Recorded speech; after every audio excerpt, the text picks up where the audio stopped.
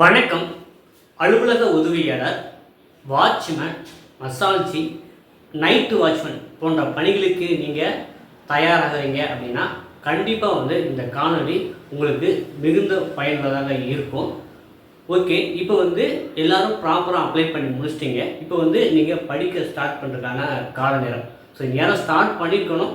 சில பேர் நான் எங்கேருந்து படிக்க ஆரம்பிக்கிறது, எப்படி தொடங்குறது, எப்படி படித்தா என்னால் நல்ல மதிப்பெண் பெற முடியும் அப்படிங்கிற கேள்வி நம்மகிட்ட கேட்டுக்கிட்டே இருக்காங்க. குறிப்பாக நம்மக்கிட்ட ஸ்டடி மெட்டீரியல் வாங்குறோம்னு கேட்குறாங்க. இல்லை வியூவர்ஸும் வாட்ஸ்அப்பில் ஸோ நான் எங்கேருந்து ஸ்டார்ட் பண்ணணும், ஒரு ஐடியா கொடுங்க, இப்படி நீங்கள் சொல்லிட்டீங்கன்னா அதன் பிரகாரம் நான் ஸ்டார்ட் பண்ணுறதுக்கு நல்லாயிருக்கும் அப்படின்னு நிறைய பேர் கேட்டீங்க.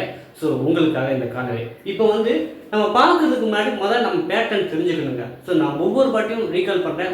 ஒரு விஷயத்தை மறுபடி ரீகால் பண்ணால் உங்களுக்கு நல்லா பதியும் அந்த அடிப்படையில் தான். இப்போ நம்ம அலுவலக உதவியாளர், வாட்ச்மேன், மசால்ஜி, நைட்டு வாட்ச்மேன், காப்பி அசிஸ்டன்ட் இதுக்கு எல்லாமே ஒரே சிலபஸ் தான், ஒரே எக்ஸாம் பேட்டர்ன் தான். ஆனால் ஆஃபீஸ் அசிஸ்டண்ட்டுக்கும் காப்பி அசிஸ்டண்ட்டுக்கும் ஒரு நாள் எக்ஸாம் நடக்கும். வாட்ச்மேன், மசால்ஜி, நைட்டு வாட்ச்மேனுக்கு தனியார் எக்ஸாம் நடக்கும். சரிங்களா? ஆனால் சிலபஸ் ஒன்று தான். ஓகே, இப்போ தமிழுக்கு பார்த்தீங்கன்னா 50 மதிப்பெண் கொடுக்குறாங்க. பொது அறிவு அந்த ஜிஎஸ்ங்கிற டாபிக் பார்த்தீங்கன்னா 50 மதிப்பெண். மொத்தம் இந்த எழுத்து தேர்வுக்கு 100 மதிப்பெண் நீங்கள் எழுத போகிறீங்க. சரிங்களா? எழுத்து தேர்வுக்கு 100 மதிப்பெண். ஸோ இதில் கிளியர் பண்ணிட்டீங்க, இதில் நல்ல மதிப்பெண் எடுத்துட்டீங்க அப்படின்னா அடுத்த லெவல் ப்ராக்டிக்கல். ஸோ இது ஒரு நாள் நடக்கும். ப்ராக்டிக்கல் முடிச்சுட்டு இன்டர்வியூ ஒரு நாள் நடக்கும். ஓகேங்களா? இல்லை சேர்ந்தே நடத்துறதுக்கும் வாய்ப்புகள் இருக்குது. ஓகேங்களா? அப்போ ப்ராக்டிக்கலில் 70 மதிப்பெண், இன்டர்வியூவில் 30 மதிப்பெண், டோட்டலாக 200க்கு தான் அந்த ரேங்க் லிஸ்ட் வரும். 200க்கு தான் அந்த ரேங்க் போடுவாங்க. 200க்கு நீங்கள் எவ்வளோ எடுத்துருக்கீங்க எல்லா மார்க்கையும் பார்த்துட்டு. ஓகேவா? ஸோ இதுதான் அடிப்படை. இது எல்லாரும் நம்ம தெரிஞ்சு வச்சுக்கணுங்க. சரிங்க, ஒரு சிலர் கேட்பீங்க, நான் தமிழில் எல்லாராலையும் எவ்வளோ மார்க் அப்ராக்சிமேட்டாக எடுக்க முடியும்? ஸோ எனக்கு தெரிஞ்சு தமிழில் எல்லாராலும் சுமாராக படித்தா கூட நீங்கள் 35 to 40 எடுக்கலாம். 35 to 40 நீங்கள் 45 எடுத்தீங்கன்னா ரொம்ப சால சிறந்தது. அப்போ எல்லாருமே 50க்கு நீங்கள் 45 மதிப்பெண்ணுக்கு மேலே எடுக்கணுங்க. சரிங்களா? 50க்கு நீங்கள் 45 டார்கெட் பண்ணணும். ஏன்னா நமக்கு பார்த்தோன்னா மாவட்ட வாரியாக பிரிச்சுட்டாங்க. சரிங்களா? மாவட்ட வாரியாக நமக்கு ஒரு தேர்வு நடைபெறுது. உங்கள் மாவட்டத்துக்குள்ளே உங்கள் கம்யூனிட்டிக்குள்ளே தான் நீங்கள் போட்டி போடுறீங்க. சரிங்களா? அப்போ பார்த்தீங்கன்னா இப்போ அதிகமாக எந்த போஸ்ட்டுக்கு அப்ளை பண்ணியிருப்பாங்க அப்படின்னு பார்த்தீங்கன்னா, ஸோ நம்மளுடைய கணிப்பின்படி ஆஃபீஸ் அசிஸ்டண்ட்டுக்கு அதிகப்படியான எண்ணிக்கையில் பண்ணியிருக்கலாம். ஸோ நிறைய பேரோட டார்கெட் ஆஃபீஸ் அசிஸ்டண்ட் இருக்குது. சரிங்களா? அதனால் பார்த்தீங்கன்னா நீங்கள் கிளியர் பண்ணி அடுத்த லெவலுக்கு போகணும். ஏன்னா இந்த லெவல் 1:3 அளவில் போவாங்க. இப்போ நமக்கு 10 பேர் தேவைன்னா 30 பேர் இல்லாட்டி 50 பேர் ப்ராக்டிக்கல் போவாங்க. அதில் இதில் பார்த்தீங்கன்னா 10 பேர் தான் 30 பேர் போவாங்க. அது 1:3 1:5 அந்த அடிப்படையில் தான் அடுத்த லெவலுக்கு நீங்கள் போவீங்க. அப்போ பார்த்தீங்கன்னா கொஸ்டின்ஸ் ரொம்ப ஈஸியாக இருந்தது அப்படின்னா கட் ஆஃப் அதிகமாக இருக்கும். அதாவது இந்த 100க்கு 85 90 எடுத்தவங்க தான் அதுக்கு அடுத்த லெவலுக்கு போவாங்க. கொஞ்சம் டஃப்பாக இருந்துச்சு அப்படின்னா 80 100க்கு 80க்கு மேலே 75க்கு மேலே எடுத்தவங்க அடுத்த லெவலுக்கு போவாங்க. அப்போ எதுவாக இருந்தாலும் நமக்கு பொறுத்த வரைக்கும் ஈஸியாக தான் இருக்க போகுது. தமிழை பொறுத்த வரைக்கும் 8வது தரந்தாங்க. அதாவது அலுவலக உதவியாளர், வாட்ச்மேன், மசால்ஜி இதுக்கு வரைக்கும் 8வது தரனா நீங்கள் 6 to 8 தமிழ் படித்தா போதுமானதான். அதுக்கு நம்ம ரெகுலராக கிளாஸஸ் பண்ணிக்கிறோம். அதையும் கொஞ்சம் ஃபாலோ பண்ணிக்கோங்க. ஓகேங்களா? அப்போ பொது அறிவு. சரிங்களா? இந்த பொது அறிவு நம்ம சொல்கிறதுக்கு முன்னாடி நம்ம எப்படி தொடங்கணும் அப்படின்னா, நீங்கள் இப்போ தான் எனக்கு அவ்வளோவா கோர்ட் எக்ஸாம் எழுதுனே கிடையாது, நான் எனக்கு ஒரு ஐடியா சொல்லுங்கன்னா நீங்கள் பார்த்தீங்கன்னா ப்ரீவியஸ் கொஸ்டின் ஸ்டார்ட் பண்ணணும். சரிங்களா? ஏன் ஒரு முந்தைய வினாத்தால் நான் ஸ்டார்ட் பண்ணணும்னு சொல்கிறேன் அப்படின்னா, நமக்கு இப்போதைக்கு எந்த ஐடியாவும் கிடையாது. ஸோ நீங்கள் புதுசாக எக்ஸாம் எழுத போகிறீங்க. குறிப்பாக பார்த்தீங்கன்னா கோர்ட் எக்ஸாம் எழுத போகிறீங்க. அப்போ முந்தைய வினாத்தாளில் ஒரு ஸ்டடி பண்ணணும். ஸ்டடி பண்ணுன்னா குறைஞ்சது ஒரு 5 நாள் அதிலே ஒதுக்கணும். ஸோ அது நீங்கள் தான் ஓன் ஸ்டடி பண்ணி ரிசர்ச் பண்ணணும். ரிசர்ச் பண்ணுன்னா என்னென்னா, ஸோ எந்த டாப்பிக்கில் அதிகமாக கொஸ்டின் கேட்குறாங்க, எது நம்ம இம்பார்ட்டன்ட் கொடுத்து படிக்கணும்னு அப்படின்னு ஓனாக நீங்கள் தயார்படுத்திக்கிட்டீங்க அப்படின்னா ஸோ உங்களை யாராலையும் மிஞ்ச முடியாது. சரிங்களா? அதனால தான் நான் எல்லாத்தையும் சொல்லுவேன், ப்ரீவியஸ் கொஸ்டின் நமக்கு இருக்குது, அதை ஏன் நம்ம யூட்டிலைஸ் பண்ணக்கூடாது? ஒரு சில நேரம் ப்ரீவியஸ் இயர் கொஸ்டின்லேருந்து ஒரு 8 கொஸ்டின் 10 கொஸ்டின் அப்படியே ரிப்பீட்டடாக கேட்பாங்க. ஸோ அதனால ப்ரீவியஸ் இயர் கொஸ்டின் நல்லா வந்து நீங்கள் பார்த்து வச்சுக்கணும், மனப்பாடம் கூட பண்ணி வச்சுக்கலாம்.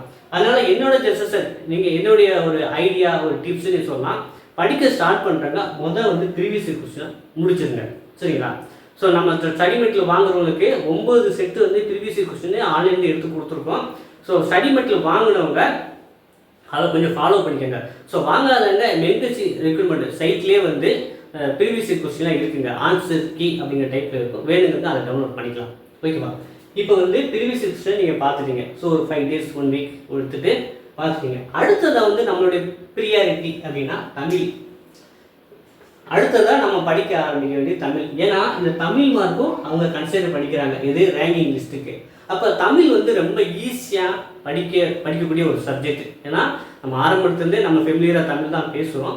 அப்போ ஈஸியாக படிக்கக்கூடிய சப்ஜெக்ட்னால இந்த ப்ரீவியஸ் இயர் கொஸ்டின் முடிச்சுட்டு, ஏன்னா ப்ரீவியஸ் இயர் கொஸ்டினில் ஒரு 8 மார்க் வருதுன்னு வச்சுக்கோங்க, ஒரு 8-10 மார்க் நம்ம எதிர்பார்க்கலாம். அப்புறம் தமிழில் நீங்கள் கான்சென்ட்ரேட் பண்ணணும். சரிங்களா? ஸோ தமிழை முடிச்சுட்டு அப்புறம் வந்து என்னென்னா நம்ம வந்து யூடியூப்பில் நிறைய கிளாஸஸ் போடுறோம், அதில் கரண்ட் அஃபேர்ஸ் வருது. சரிங்களா? ரெகுலராக இப்போயே நம்ம வந்து பார்த்தீங்கன்னா ஒரு 10-15 கிளாஸ்க்கு மேலே பண்ணிட்டோம். ஸோ அதில் வந்து கரண்ட் அஃபேர்ஸ் தமிழில் படித்து முடிச்சுட்டு கரண்ட் அஃபேர்ஸ் பாருங்க. சரிங்களா? அப்புறம் வந்து சிலபஸ் கவர்டு டாபிக்ஸ். சரிங்களா? அந்த சிலபஸ் கவர்டு டாபிக்ஸ் என்ன கொடுத்துருக்காங்க அப்படின்னா கரண்ட் அஃபேர்ஸ், பேசிக் மேக்ஸ், அது அடிப்படை கணிதம், அலுவலக பராமரிப்பு, வீட்டு பராமரிப்பு, தோட்டக்கலை உபகரணங்களை கையாளுதல், நீர் பாதுகாப்பு, சமையல் செய்யும் முறைகள், சமையல் அதில் பாதுகாப்பு. ஸோ இதுதான் வந்து சிலபஸாக கொடுத்துருக்காங்க. சரிங்களா? ஸோ இது வந்து எப்படி வேணால் கேட்கலாங்க இந்த சிலபஸ். அப்போ நம்ம பிரைமரியாக ப்ரீவியஸ் இயர் கொஸ்டின் தமிழ் படிச்சிட்டோம், அப்புறம் நடப்பு நிகழ்வுகள், அப்புறம் வந்து பேசிக் மேக்ஸு. சரி, நீங்கள் பார்க்காமே போகலாம். நம்மளுடைய சேனல்லுமே இனிமேல் வந்து கிளாஸஸ் வரும், மேக்ஸ் வந்து வரப்போகுது. சரிங்களா? ஸோ ஒரு சில தினங்களில் அதுவும் நம்ம ஸ்டார்ட் பண்ணிடுவோம். அப்போ இந்த சிலபஸில் நீங்கள் ஃபுல்லாக படிக்கணும். சரிங்களா? அடுத்ததாக வந்து சில பேர் கேட்குங்க, சார் நான் ஹிஸ்ட்ரி படிக்க வேண்டாமா, ஜியாகிரஃபி படிக்க வேண்டாமா, சயின்ஸு படிக்க வேண்டாமா அப்படின்னு கேட்குறாங்க. அவங்க வந்து சிலபஸில் வந்து சொல்லலை, ஆனால் நிறைய பேர் வந்து நான் படிக்கணுமான்னு கேட்குறீங்க. அப்போ நீங்கள் என்ன பண்ணனா இதெல்லாம் படித்து முடிச்சுட்டு அப்புறம் படிங்க. சரிங்களா? ஏன்னா நம்ம சிலபஸில் உள்ளதை முதல்ல படிச்சுருந்துங்க, அதுதான் பிரைமரி அடிப்படை நம்மளுடைய நோக்கமாக இருக்கணும். சிலபஸ் இல்லாத அது அவங்க சயின்ஸ் படிக்கணும்னு அவங்க சிலபஸில் சொல்ல, ஹிஸ்ட்ரி படிக்கணும்னு சொல்லலை, எக்கனாமிக்ஸ் படிக்கணும்னு சொல்லலை, பாலிட்டிக்ஸ் படிக்கணும்னு சொல்லலை. இதை நான் பேசுகிறது எல்லாமே ஆஃபீஸ் அசிஸ்டன்ட், வாட்ச்மேன், மசால்ஜி போன்ற பணிகளுக்கு. நான் ரீடர் எக்ஸாமில் பற்றி பேசுகிறது அது 10th லெவல், அது வேற தரும். நம்ம 8வது தரத்திலான அந்த கேட்டகரி தான் பேசுகிறேன். அப்போ வந்து நீங்கள் நான் 6 to 8 நான் ஹிஸ்ட்ரி படிக்கணுமா, சயின்ஸு படிக்கணுமா, எக்கனாமிக்ஸ் படிக்கணுமா, ஜியாகிரஃபி படிக்கணுமா அப்படின்னு கேள்வி கேட்டுகிட்டே இருக்கீங்க. ஸோ இதெல்லாம் படித்து முடிச்சிட்டிங்கன்னா இதை படிங்க. சரிங்களா? ஏன்னா இது எல்லாமே சிலபஸில் உள்ளது. சரிங்களா? சிலபஸில் உள்ள படிக்காமல் நான் இப்போ போய் ஹிஸ்ட்ரி படித்தேன், பாலிட்டிக்ஸ் படித்தேன் அப்படின்னு உட்காராங்க. ஏன்னா படித்து முடிச்சுட்டு டைமில் தான் படிங்க. ஏன்னா சிலபஸில் அவங்க சொல்லியிருக்காங்க, நான் சொல்லலை. அலுவலக மேலாண்மை, வீட்டு பராமரிப்பு, தோட்டக்கலை உபகரணை கையாளுதல், நீர் பாதுகாப்பு, சுகாதாரம் அப்படின்னு சமைக்கும் முறைகள் வந்து அப்படி கொடுத்துருக்காங்க. அப்போ அதைத்தானே நம்ம முதல்ல படிச்சானோம். சரிங்களா? அதை விட்டுட்டு நம்ம 6 to 8 படிக்கணுங்கிறது லாஜிக் கிடையாதுங்க. சரிங்களா? இதை படிச்சுட்டு அதுக்கப்புறம் இதுக்கு கான்சென்ட்ரேட் பண்ணுங்க. ஓகேங்களா? இப்போ வந்து பார்த்தீங்கன்னா இந்த 50 மதிப்பெண்ணில் ப்ரீவியஸாக வந்து பார்த்தீங்கன்னா 2021 அவங்க எப்படி கேட்டிருந்தாங்க அப்படின்னா மொத்தமே வந்து 50 மதிப்பெண்ணுக்கு தான் எக்ஸாம் இருந்தது. சரிங்களா? மொத்தமே 50 மதிப்பெண்ணுக்கு தான் எக்ஸாம் இருந்தது. அதில் 20 மதிப்பெண் வந்து தமிழ் ஒதுக்கிட்டாங்க. நான் சொல்வது 2021. மீதி வந்து 30 மார்க் தான் இருந்தது. ஸோ அதனால தான் இந்த ஜிஎஸ் பார்ட் கொஞ்சம் கம்மியாக தான் கேட்டிருந்தாங்க. ஆனால் இப்போ வந்து ஜிஎஸ்க்குன்னு தனியாக 50 மார்க் இருக்கனால இந்த சிலபஸ் கவர்டு டாபிக்ஸ், அலுவலக பராமரிப்பு, வீட்டு பராமரிப்பு, அதில் அதிகமாக கொஸ்டின் கேட்கலாம். சரிங்களா? அதனால தான் நான் மறுபடியும் சொல்கிறேன், இதெல்லாம் இந்த சிலபஸ் கவர்டு டாபிக்ஸ் வந்து நீங்கள் படித்து முடிச்சுட்டு அதுக்கப்புறம் டைம் இருந்தால் 6 to 8 வந்து ஹிஸ்ட்ரி படிங்க, ஜியாகிரஃபி, எக்கனாமிக்ஸ் படிங்க. ஏன்னா நமக்கு வந்து ஜிஎஸ் வந்து 50 மதிப்பெண் வருது. இதில் வந்து பார்த்தீங்கன்னா 30 மதிப்பெண் இதில் இருக்கிறாங்கன்னா காமனாக வந்து நான் சொல்லி ஏற்கனவே நடத்திருக்கோம். தேசிய சின்னங்கள் என்னது, தமிழ்நாட்டில் வந்து தேசிய மலர் எது, தமிழ்நாட்டினோட மலர் எது, தமிழ்நாட்டின் அடையாள சின்ன எது. ஸோ இந்த மாதிரி இது கேட்கலாம். ஓகேங்களா? காமனாக வந்து ஒரு 20 மார்க் ஜிகே கேட்கலாம். ஆனால் வந்து இந்த ஜிஎஸ் பார்ட் வந்து கொஞ்சம் நல்லா படிச்சுக்கோங்க. ஏன்னா இப்போ வந்து ஓட்டுநருக்குன்னா ஓட்டுநர் தனியாக வைக்கிறாங்க. இப்போ ரீசெண்டாக வந்து ஒரு மே மாதம் நடந்த தேர்வில் வந்து ஓட்டுநர் அந்த ஜிஎஸ்ல அது மட்டும்தான் கேட்டிருந்தாங்க. ஒரு 4 கொஸ்டின் தான் காமன் ஜிகே கேட்டிருந்தாங்க. அப்போ நம்ம இப்போ காம்படிஷன் கொஞ்சம் அதிகமாக இருக்கும். அதனால இந்த ஜிஎஸ் பார்த்து அவங்க கவனம் செலுத்தலாம்.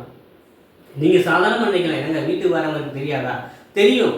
ஆனால் அந்த கொஸ்டினாக கேட்கும்போது நீங்கள் தடுமாறுவீங்க. ஸோ அதுக்கு தான் கொஞ்சம் படிச்சுட்டு போனீங்கன்னா கொஞ்சம் நல்லாயிருக்கும். ஸோ படிக்க ஸ்டார்ட் பண்ணுறவங்க ஸோ இந்த ஒரு மெத்தடை நீங்கள் யோசிச்சுட்டு நான் உங்கள்கிட்ட திணிக்கலை. நான் ஒரு ஜட்ஜஸில் சொல்கிறேன், ஐடியா சொல்கிறேன். ஸோ இதை கொஞ்சம் ஃபாலோ பண்ணீங்க அப்படின்னா கொஞ்சம் ஹெல்ப்ஃபுல்லாக இருக்கும். சரிங்களா? அதனால் நீங்கள் ஒரு டிசிஷன் பண்ணிக்கோங்க நம்ம எப்படி படிக்க ஆரம்பிங்க. ஏன்னா எல்லாருடைய கொள்கையும் ஒரு நோக்கம் பார்த்தீங்கன்னா இந்த 2024ஆம் ஆண்டு அரசு வேலை வாங்குறதா. சரிங்களா?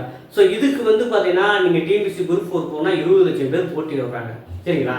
அதில் ஒரு மதிப்பெண்க்கு இல்லை ரேங்கிங்ஸில் 2000 பேர் 3000 பேர் இருப்பாங்க. ஸோ இது காம்படிஷன் உங்கள் மாவட்டத்துக்குள்ளே உங்கள் கம்யூனிட்டிக்குள்ளே போட்டி போடுறதுனால காம்படிஷன் கொஞ்சம் லெஸ்ஸாக இருக்கும். சரிங்களா? கொஞ்சம் மெனக்கிட்டீங்க அப்படின்னா எனக்கு வேலை வேலைங்க கவர்மெண்ட்டு சம்பளம் வாங்கணுங்க, அதுதான் என்னோட நோக்கம்னா படிக்க ஸ்டார்ட் பண்ணிடுங்க. ஸோ நம்மளுடைய கைடன்ஸ் உங்களுக்கு எப்பயுமே இருந்துகிட்டு இருக்கும். ஸோ எந்த அளவு நம்ம உங்களுக்கு பண்ணுறேன்னு பார்த்துக்கோங்க. ஸோ இது சம்பந்தமாக உங்களுக்கு வேறு எதாவது டவுட் இருந்ததுன்னா கூட கமெண்ட்ல தெரிவிங்க, நம்ம அடுத்த காலில் டிஸ்கஸ் பண்ணலாம். ஸோ நம்ம பார்த்தீங்கன்னா நம்ம பாரத் எக்ஸாம் அகாடமி தொடர்ச்சியாக கைடன்ஸ் கொடுத்துட்டு வராங்க. ஸோ நம்ம study material, test, online class, PDF இதுக்கு எல்லாமே காசு வெறும் 500 தான் ஆஃபர் பண்ணி இப்போ போய்கிட்டு இருக்கு. ஸோ விருப்பம் உள்ளவங்க ஜாயின் பண்ணிக்க. இல்லைங்க நான் ஓனாக படிச்சுக்கலாம், விருப்பம் உள்ளவங்க மட்டும் நீங்கள் ஜாயின் பண்ணி படிச்சுட்டு இருக்கலாம். நம்ம இந்த 500 பேக்கேஜுக்கு என்னென்ன ப்ரொவைட் பண்ணுறோம் அப்படின்னா ஸ்டடி மெட்டீரியல் எல்லாமே ப்ரொவைட் பண்ணுறோம். ஆன்லைன் யூடியூப் கிளாஸஸ் போடுற பார்த்தீங்களா, அதோட பிடிஎஃப் அனுப்பிச்சிடுவோம். அப்புறம் தமிழுக்கு ஸ்பெசிஃபிக்காக ஆன்லைன் டெஸ்ட்டு ப்ரொவைட் பண்ணுவோம். அப்புறம் ஜஸ்ட் நீங்கள் பாஸ் பண்ணிட்டீங்க அப்படின்னா ப்ராக்டிக்கல் இன்டர்வியூக்கும் உங்களோட கைடன்ஸ் இருக்கும். ஸோ இந்த மாதிரி அடிப்படையில் தான் நான் எஸ்சிடிசிக்கு பண்ணி நிறைய ரிசல்ட் பார்த்துருக்கேன். ஸோ அந்த அடிப்படையில் தான் இந்த பிளான் பண்ணிக்கிட்டு இருக்கேன். ஸோ விருப்பம் உள்ளவங்க நம்ம கிளாஸில் நீங்கள் ஜாயின் பண்ணிக்கலாம். ஸோ இந்த காணொலி உங்களுக்கு சிறிதளவேனும் பயனுள்ளதாக இருக்கும் அப்படின்னு நான் நம்புகிறேன். ஸோ இந்த வீடியோ பிடிச்சா மறக்காமல் லைக் பண்ணுங்கள், சப்ஸ்கிரைப் பண்ணுங்கள். உங்கள் நண்பர்களுக்கு யாருக்குன்னு தேவைப்படுச்சுன்னா அவங்களுக்கும் ஷேர் பண்ணுங்கள். நன்றி, வணக்கம்.